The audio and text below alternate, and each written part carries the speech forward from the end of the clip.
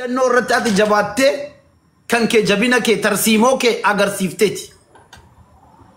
Waa'ee tarsiimoo Dr. Abiy tarsiimoo hin qabu maarree ka jedhu engadda dubbataa ture beektaa. Kan si dhibu Dr. Abiy akkatti biyya bulchu qofa osoo hin ta'in Jawaar kun akka isa rakkisu waan beekuuf yoo Minisootaatti tafe karooraaf tarsiimoo baafatee akkana godhe biyyatti galchee boolloo keessa galcheen. Biyyaadatta opinion. Okay. Abiy Jawaarin boolla keessa galche jechuudha yaadni kee. Yes, gaafa Jawaar achi ol ka'u Minisootaa irraa ol ka'u opinion maal labsaa jirti. Miliyoona 500 sassaabnaaf jedhanii mootummaa miidiyaa mootummaadhaan birrii gana sassaabna jedhanii ol ka'anii bakka irraa birrii sassaabaa turan OMN fi yaadatta. Ni yaadadha waan sassaabame hunda isaa. Ayyajibo saaruun ayitash gadaluun saattaayi nooko. Sigaltee nama jaallatu nama foon jaallatu akkana foon agarsiiftee fidee achi keessa laa. Nama birrii jaallatu kanas akkanatti agarsiiftee fidee. Kanaaf muummichi ministeeraa Dr. Abiy Ahmeditti adeemsa siyaasaatiin boolla buuse yookaan gadi isa buuse jechuu yaadde. Yaa siyaasaatiin zarrareera hunda keenya zarrareema biyyi. Namni Abiy sitti nan deebi'e carraa namaa kennee sitti deebi'e gaaffii biraan qaba sirraati. Sitti nan deebi'a Ahmad Walloo bagana gaan dhufte. Miyuutii irraa baafadha Ahmad Walloo. Salaamu alaikum akkam jirtani? Bagana gaan. Jirra waalaikum salaam. Adeemsa abbaa giddii ilaalchiftee waan jettu qabdaa? Ani waan hin jedhu Jawaar kana natti fakkaate nuti Jawaar akka ani kafaas deeggareen beeku. Dura Abiyyis deeggareen beeku. Waa amma garuu Jawaar akka ilma Oromoo tokkotti nan jaaladha nan kabaja miidhama isaan fedhu. Nuti keessaa akka warra kaabaa kan akka Walloo kanatti hanga warra uffata Jawaar uffatee jedhame amma Shawaroobiitti ijoollee keenya waan irratti hin taa'amin hin jiru uffata Jawaar warra amma fannoo kanaan hin banaar. Gara Shawaroobii kanatti ijoollee deemu qabani. Uffata Jawaar maal uffatedhani warra rakkoo irra gahantu jira jechuudha. Jawaar garuu qaama isaan qulqulluu godhaa jira. Amma Jawaar sirrii hin jiru jedha nama fudhatu jechuun maaliif sirrii jireetteetuma harka tumtee fakkeenya namichi kun aangooti kan ol ba'u ta'e qaama kana faana taa'ee qaama numa deesse kana faana taa'ee warra nu fixoodhe akkasitti warra amanu namoonni mataa yedduu waan si gaafadha galatoomi dhiifama naa godhe haasaa kedda kutuufi fannoon diina ilmaan Oromooti jedhee amana Oromoon akkam beekutti mootummaa Itoophiyaas ta'e maal keessattuu immoo kan Walloo dhaabbataan qabu uummanni namaadhaa jechuudha. Rasaasummaa irbaanni isaa rasaasaa ganama cireensaa rasaasaa akkasuma laaqanni isaa rasaasa kana jechuun diina ofirraa eeggataa dhukaasaa jiraataa jechuudha. Diinni kun saboota kana. Mee akka nama Walloo tokkotti waa si gaafa akka Oromootti osoo hin taane ati Walloo waan taateefi waa'ee humnoota fannoo karaa Amaaraatiin hidhatanii Walloo caala namni itti dhiyeenyaan beeku hin jiru Amaarri maal akka taates Walloo caala namni beeku jiru natti fakkaata. Kana jechuun Oromoo amma yeroo jiru kanatti illee kan rakkoo hamaa irraan gaa'iru guyyaa guyyaatti ji'aatti Oromoo kutaa kaanirraa Walloodha kan waan akkanaa dursa kennu fakkeenyaaf waggoota sooma darbees akkuma kana waggaa soomaa wantoota baay'ee namoota makiinaa keessaa gabbuusanii rashanuu namoota hospitaala dhaqan rashanuu wantoota akkasii hojjeta qaamni kun. Jawaar Mohaammed immoo mootummaatu warra kana warra nagaa dhiibee bosonatti galchee jedha. Finxaaleyyii jedhee maqaatti moggaasee jedhee yeroo inni dubbatetu jira. Akka nama tokkotti dubbii sana ija kamiin laaltaati fakkeenyaaf. Kuni dogongora guddaadha. Fannoo finxaaleyyummaa keessa darbe Oromoo qofa osoo hin taane warra fakkeenyaaf gara mootaa kana naannoo Amaaraa kanatti warra masgiidota kumaatamaan gube jedhu kun warra amantiillee balleessuuf waa morma baatee achirraa nuti kan qabsaa jirru beeti kiristaanii hanga amantiillee jedhu kun warra qabsoo jiru. Kan akka Oromootti dhiisaa akka amantiittu warra bosona isheen jedhu kun finxaaleyyii guddaa jechuudha. Fakkeenyaaf uummata Amaaraa kanaan jibbaa wal siyaasaaf hoo jedhame nuti uummata Amaaraa irraa jibbaa hin qabnu. Uummata Amaaraa kana faana tokko taanee uummatoota ollaa jiranii ajjin biyya kana bulchuu barbaannaa nagaa barbaannaa jedhu mirga isaatti rakkoo hin qabnu. Nuti uummata irraas rakkoo hin qabnu. Finxaalayyoota bosona isheen ifaan ifatti gaallaan gallaallee yaabbaata jechuun beeta mangisti gaafa qabanne Oromoo akkana goona kanaa gadi buufne baala gizeedha isinii ganaa gaafa achi qabannee gadi baafnee Oromoo akkas goona warra jedhu kana finxaaleeyyummaa kee darbee uummata Israa'el sanii tokkicha jedhan nuti warra fudhan akka walloo diinallee ni beekna. Amma uummanni kun kaleessa jedhu kun akkana nu godhan jedhee siidaa dhaaba malee hin beekan jechuudha. Woomu Jawaar jedhe jalatti himan jechuudha. Woomu Jawaar jedhe soo Jawaar kafareehu hin kafaran malee mormuu hin danda'an. Nuti garuu akka walloo diinaa keenyas fira keenyas ni beekna. Waa walitti himna jechuudha. Fannoo abbaan fedhe wajjin araaramee abbaan fedhe sirbee abbaan fedhe maal jedhee nuti akka wallootti fannoon diina guddaa keenya jennee warra fudhan. Amma fakkeenyaan karaa Finfinnee deemuu hin dandeessu. Maaliifi Oromoo taanaan paaspoortii kee mul'annaan gadi baatee qalamtaa afar keessaan ijoolleen keenya kan galaaru.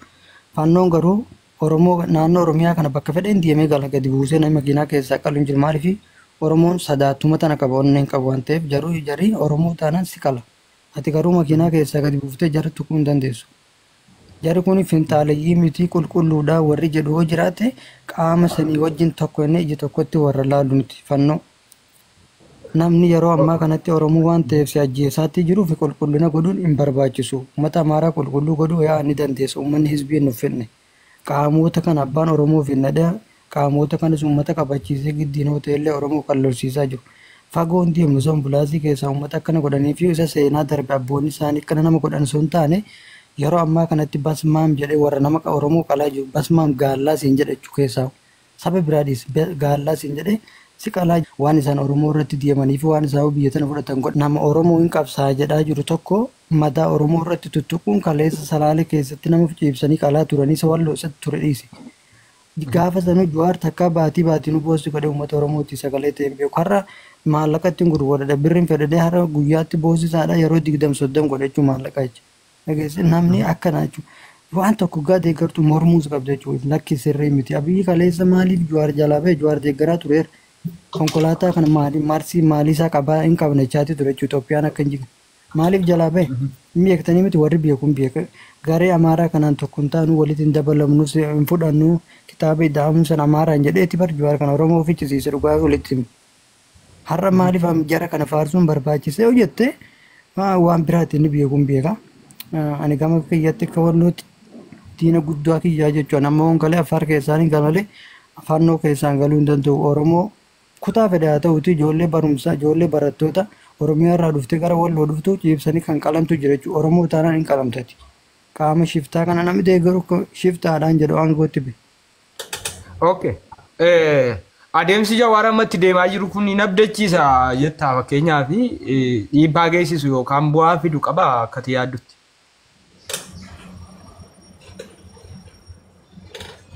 Ani akka mataa kiyyaatti hin deeggaru siin jedheen jira. Namoota kana akka yoo osoo filannumtu dhufe ani mataa tokko gaa nama tokko akka nama mataa kiyyaatti nama san hin filadhu. Fakkeenyaan ati qaama ani nama deessu san narratti faarsaa orbaa jirta na ficcisiisu waan ta'eef hin filadhu. Naan taatu ati akkasitti hin fudhadha. Jechuun adeemsi isaa isi uummataafis si qofa osoo hin taane akka uummataatti adeemsi inni ittiin deemaa jiru sirrii miti hin abdachiisu jettee amanta jechuudha. Sirrii miti. Sirrii miti jedhee nama fudhatu ani. Fakkeenyaan warri gandummaa galchatee deeggaruu haa jira. Deeggaruu malee warra mormuu hin dandeenye siin jedheen jira bara. Fakkeenyaan Abiyyiin deeggaru yaada saadhaa tokko naa ta'a bakka inni itti nu miidha jira bakka inni itti deeggaru hin jira. Qeequu illee ni danda'a. Deeggaruu illee ni danda'a jechuudha. Warra immoo kana mormuu hin dandeenye jira jechuudha ganda galchatee. Fakkeenyaan warra maa Jawaartu qamadee ijoollee tumaa jiru fa'aa jira jechuudha si gale. Maaliif Jawaar qeeqama jedhee gandatti galchatee kanaaf hin deeggaru ani jechuudha. Okay. Galatoomi. Ittan deebi'aa dhimma sittan deebi'a waan ta'eef galatoom ulfaadhu rasaasaa miitirraa baafadhu. Okay. Galatoomi tokkummaa. Ilaalcha jara gama lamaanii abbaa giddiis ta'e aliirratti xiyyeeffattee waan jettu yoo qabaatte carraasii kenninaa oo sana hin qabne gara yaadattaa nutti darbina. Okay. Ilaalcha siyaasa abbaa giddiittillee abbaan giddiillee qe'in abbaa giddiillee xiqqoo akka nama dhuunfaa tokkotti maqaa balleessii fakkaata. Fakkeenya qeeqa tokko namni qeeqa waan irratti qeequ tokko ifa bilisatti yookaan paartii tokko bakka bu'ee qeequ rakkoo hin qabu. Haalli itti abbaan giddii ittiin deemaa jiru akka fakkeenya jibbiinsa dhuunfaa tokko fakkaata. Sanillee abbaa giddii sirreeffama siin jedha. Gama Ahmaditti hin dhufa. Ahmadii Jawaar fannoo nurratti faarsaa wanta jedhamu kaasee tokko fannoo kana akka hidhachiise Abiyyi Ahmadi paarlaamaa biyya biyyattii gubbaa taa'ee fannoon asirraa hanga Jijjigatti yoo deeme qaamni dura dhaabbatu hin jiru jedhee paarlaamaa biyyattii guddaa ija addunyaa agartee ka addunyaan deeggatu dura taa'ee ka kana hidhachiisee qaama guutuun ka gabbaase tokkoffaa Abiy Ahmed mataa isaati. Figalee siyaasa ittiin joor deemaa jiru qeequu dandeetta jibbuu dandeetta garuu immoo dhugaa jibbuun qabdu. Fannuma tana namni gabbaasee hidhachiisee har'a akka jarri deebitee Oromoo ittiin qaltu kan godhe mataa Abiy Ahmed kan achitti fudhadhu. Joharii miti Joharii maatii gabaadhaa. Johar mootummaa miti nama dhuunfaa yookaan immoo paartii siyaasaa tokko. Johar har'a rakkinnaa fi miidhaa hawaasni uummanni keessa jirurraa dubbataa jira. Wanta amma Johar gama Feesbuukatti maxxansaa jiru kana namni Oromoo ta'ee jibbuun jiru. Fakkeenyaaf Oromoon nagaa barbaadaa, bahee galuu barbaadaa, wantoota akkanaa kanarraa yoo dhuguma diina Oromoo taate malee namni waan kana duran dhaabbata jedhee yaadu hin jiru. Gama fannootiin kaafamadilleen dogongora namni fannoo hidhachiisa Joharii miti. Waasi gaafadha. Adeemsi Johaar Mohammadii amma ittiin deemaa jiru kun hin abdachiisa yookaan sirriidha jettee ni amantaa? Yaa akka gaariitti namana. Maaliif yoo jette tokkoffaa Joharii nama jabaadha. Nama barreeffamni isaa tokkichi waa uumuu danda'u. Kaka'umsi amma sa'aatii kana paartileen biltiginnaa keessa jirtu hundi keenya argaara. Qaama qawwee hidhatee bosona jiru caalaa barreeffamni sararri takkittiin Johar barreessu wanta biltiginnaa gubbarraa hanga jalatti godhaa jirtu namni ija qabu achi ilaalee arga. Waltajjii walgahii. Kana jechuun waraanni bilisummaa hidhatee bosona jiruun caalatti barreeffamni Jawaar sarara tokko mootummaa sochoosuu danda'a waan jedhanudha yaadni kanatti fakkaata akkasii. Yaa Johari sirriitti jijjiirama qaba nama jijjiirama fidullee jechuun kana naamiti qaamnummaan biyya san bulchu. Jijjiiraman fida jettee yaaddaa gara fuulduraatti. Yaa nam fida akka gaariitti fida maaliif yoo jette tokko qaamnummaan biyyattii san bulchuu itti amana kana maaliif kaleessaa dokumantarii agartee irratti hojjetanii jiranii wanta kana bara 2017 yoo yaadatte qaamni wayyaan illee irratti dalagee ture kuni maal agarsiisa kufaatii fi dadhabbina agartee paartii kanaan mul'isa. Paartiin tun sodarraa kan ka'e dokumantarii sobaa fakkeessaa agartee waan keessan godhuuni dadhabbina agarsiisa jechuudha. Kanaaf yeroo tokko yoo qayitan dhugaa osoo achi ilaalee Oromoon isin irratti argu dhugaa fakkeessitanii soba kana gaafa hoomtanii namni amma nama 500 nu jala jira. Amma baangiddii reefu yeroo dubbatu yoo harkana godhee OMN kun kaleessa illee kagadhaabe Joharii miti ummata. Dhiingaddallee jechi inni dubbate OMN akka hin diigamne yoo barbaadan ni gargaaraddaa jedhe. Inni kunoo qeeqan qabu jecha dhugaati. Dhugaan ammallee yeroo tokko siyaasa Johaar jibbuu dandeetta. Garuu immoo yoo jibbitellee jibbiinsa keessa makina siyaasa fi jibbiinsi kun walatta diqqooma ilaalcha abbaa giddii jibbaa makata abbaa giddii akka qeeqa keetiitti mee rasaasa waasi gaafadha. Muummicha ministeera Itoophiyaa aangorraa kaasuun hin danda'a Jawaar adeemsa deemaa jiru kanaan jetteen fudhattaa? Yaa nan fudhadha ilaa mootummaan hadiidhaa miti yookaan immoo waan jiguu danda'u tokko mootummaan hin kufa. Mootummaan hin jigala as keessatti wanti raawwachuu qabdu sirriidha. Inafu mootummaan sirni kamuu aangorratti yeroo isaa eeggatee numa ka'a. Garuu Jawaar adeemsa amma deemaa jiru kanatti muummicha ministeera Itoophiyaa aangorraa kaasuu danda'aadha. Jiguu isaa osoo hin taane hin yaadda akka keetti kaasuu danda'a jette. Sila akka yaadutti haala amma fakkeenya Johariin hordofaa jiruu fi haala ittiin Johaar dubbataa jirutti mootummaan tuni dadhabdeerti. Jalarraa kaaftee gubbatti caccabtee jirti.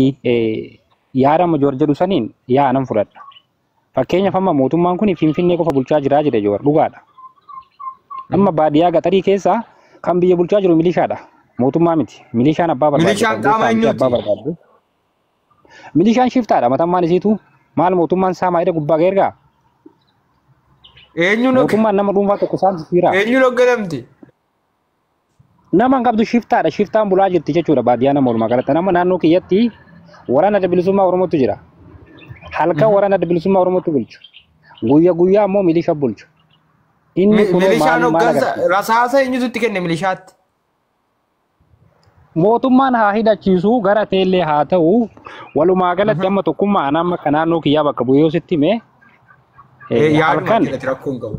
yaa anamma halkan akka naannoo keenyatti milishaan bula uummanni fakkeenya isaa 12 kennan qaamni mootummaa gara mooraa deebi'aa halkan waraana adda bilisummaa Oromoo ni dhufaa hin socho'aa biyya keessa. Yeroo kanatti uummanni dirqama sodaa qabuuf waraana adda bilisummaatiin hoogganamaa nyaataaf feeli jedhanii kaan godhe jedhanii hoolaa qalatu waan barbaadan dalaganii deeman. Kuni maal agarsiisa? Dadhabina mootummaa kana agarsiisa. Bara wayyaanee keessa wanti kun jira hin jiru. Kanaaf mootummaan kun